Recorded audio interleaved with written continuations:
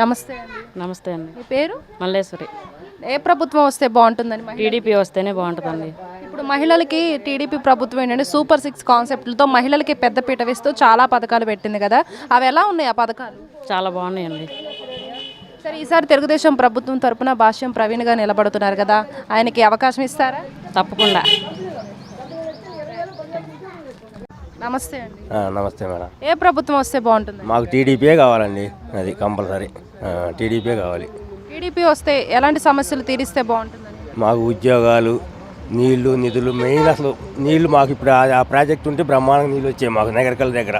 చంద్రబాబు గారు అక్కడ ప్రారంభించారు, అది అక్కడ శంకుస్థాపన చేశాడు.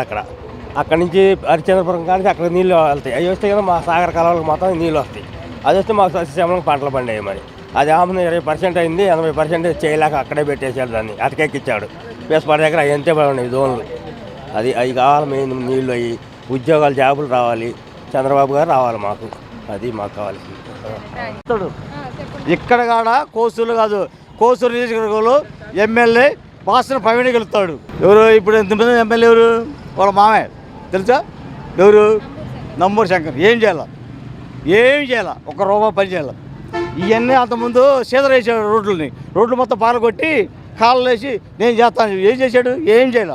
ఏ రూపాయి పని చేయాల అంతే. నేను అంతకుముందు శంకర్కి సపోర్ట్ చేశాను. అంతకుముందు నేను ఇక్కడ నాయకుడిని నేను టీడీపీ నాయకుడిని, మాది కూడా నేను అంతకుముందు ఆయనకే సపోర్ట్ చేశా.